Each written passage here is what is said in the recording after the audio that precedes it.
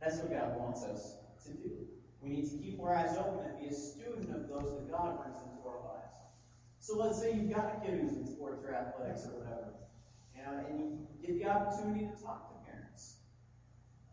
Ask them, get to know them, ask them questions. Find out where they live. Find out, listen for key things. Do they have any kind of belief in God? Is there any kind of, most people don't necessarily, they say you don't talk about politics and religion and so forth, but if you talk to someone long, if you get to know them well enough, eventually it's going to come out anyway. It's really ultimately about developing, establishing relationships with people. So we should be seeking to interact with people, become a student of people, and understand who they are, where they come from, what they believe, and why they believe it. And this will all come out as you get to know people. What's interesting about this whole thing is this altar of the unknown God. See, initially, a lot of people think that this altar of the unknown God was established by these people to make sure that the God of the Jews was worshipped. It was like, okay, we think, okay, that God must be for the God that we believe. We must be, we just automatically think that must be who they had in mind when they established that altar.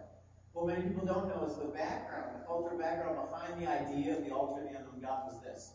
At one point, according to Athenian legend, there was a plague on the land, and it was wiping out many of the people, it was killing a lot of people. So the scholars and the philosophers of the day got together and decided that things weren't working with the gods that they had. They were making sacrifices and offering worship to all these other gods, trying to get this plague to be taken care of so that people would stop dying. And nothing was working, all the different gods that they had. So what one guy decided to do was he took a whole bunch of sheep up to Mars Hill, and this was the idea. This is what they decided to do. Took a whole bunch of sheep up to Mars Hill, and they decided to just let them all go on the hill.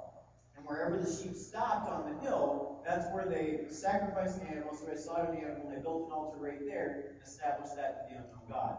So you had all these different little altars to unknown gods. And the thinking was this: all of the gods that we tried already didn't work, so we're going to just make sure that we have altars to all the other gods that we don't know about, just to make sure we got all of our bases covered. How many times do people do things like that, right? We go, oh, well, okay, I see the logic behind that, even though maybe I don't know that I would go that way. And that was the idea of the altar of the unknown God. Most people don't think that was because Paul was using this to share with people about the God that we know, but at the same time he was addressing culturally where they were, what they believed. And he's saying, okay, guys, I know this is what you believe. I know this is why this was done the way it was done. This is the truth. This is who God is. This is what he did. And this is what he asks of you. But first, before we even get to sharing about God, before we can even bridge that gap, before we can even get to where we can share our faith, we have to know people well. We have to understand the culture where we live. We have to go where people are. And we have to engage them where they are spiritually.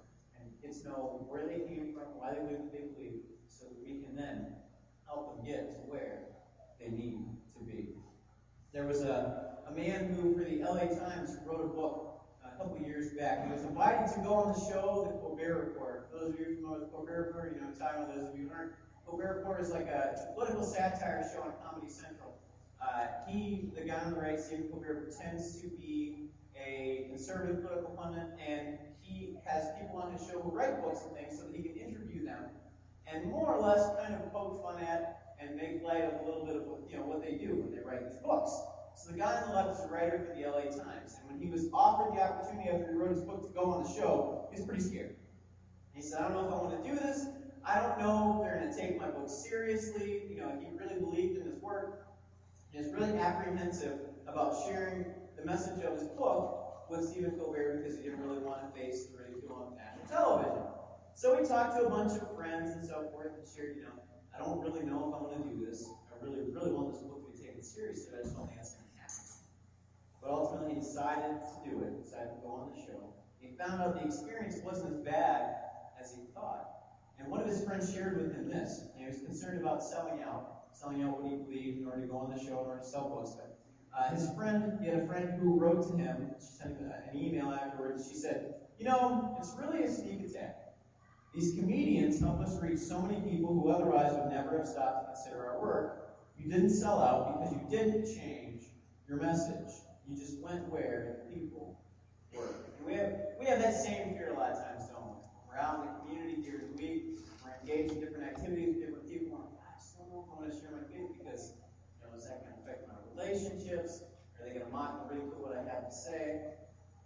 fact of the matter is this. We don't change our message. If we share the message that God has for us to share by His Son, Jesus Christ, we're ultimately going to have a hearing of people who otherwise wouldn't step through the door of the church. They wouldn't seek out and go to find God. Oftentimes, God brings us to them, and we're willing to go where the people are. The very first way in which we can share the gospel in the community in which we live is this, by going to where people are, both physically and engaging them where they are spiritually, finding out who they are, where they come from, so that we can help them get to where God wants them to be. Go where people are. The second is this. Not only do we have to go where they are, not only do we have to engage them spiritually and physically, but then, after we've done that, we bridge the gap between who we are and where we are to where they are. Then we can share with them the God who is infinitely and supremely over and above us, yet closer than we think. So as Paul begins to speak to the people on Mars Hill, he goes to them and he says, I see this altar that you've built to the unknown God. I understand why it's there. But let me tell you about the God that I believe in. And he says in verse 24, the God who made the world and everything in it, being Lord of heaven and earth, does not live in temples made by man, nor is he served by human hands as though he needed anything, since he himself gives to all mankind life and breath and everything. And he made from one man every nation of mankind to live on all the face of the earth, having determined allotted periods and the boundaries of their dwelling place, that they should seek God in hope that they might feel their way toward him and find him. Yet he is actually not far from each one of us. For in him we live and move and have our being. As even some of your own poets have said, for we are indeed his offspring. So we look at this idea of sharing our faith with people. The very first thing we need to begin with when we talk about God, or we talk about God with people, we talk about introducing people to God is this. God is great. We need to establish the greatness of God. God is taken far too light in our society and culture today. And there's a sense in which, well, he just definitely shouldn't be.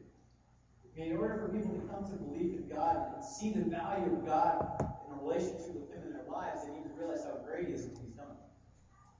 And see, that's something that you can share in a very non-threatening way.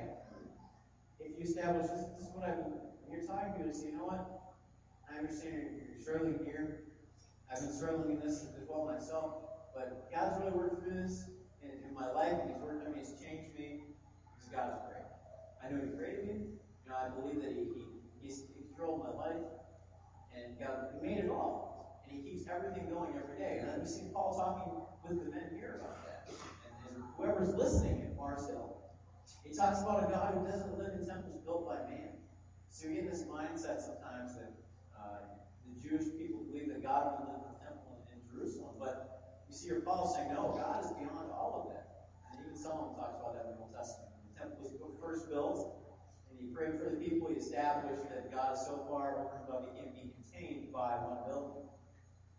And that's the thing. God can't be contained. God is great. He's over and above anything we could possibly imagine or think. He created everything. He established it all, and he keeps it running each and every day.